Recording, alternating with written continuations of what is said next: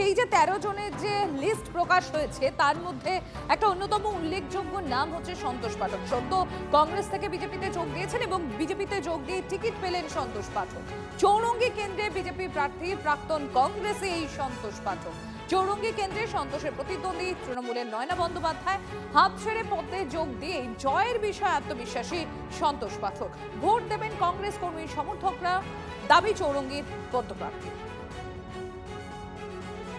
বিগত নির্বাচনগুলোতে দেখা গিয়েছে যে এই চৌরঙ্গী কেন্দ্রে বরাবরই তৃণমূল বা ডানপন্থীরা জিতে এসেছে। একবারই মাত্র উপনির্বাচনে বামেরা জিতেছিল।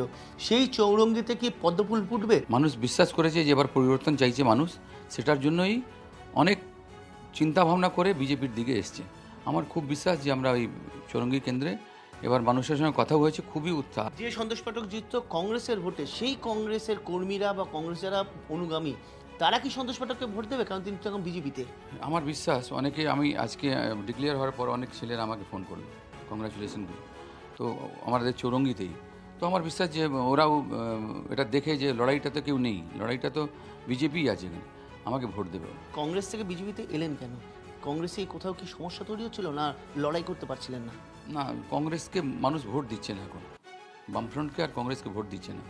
আমি 3টে ইলেকশন তো লড়লাম, আমি 3টে ইলেকশনে দেখলাম কংগ্রেসের কাছে তো বুথে বসার লোক ছিল না, কিন্তু বামফ্রন্টের কাছে ছিল, কিন্তু ভোট ছিল না।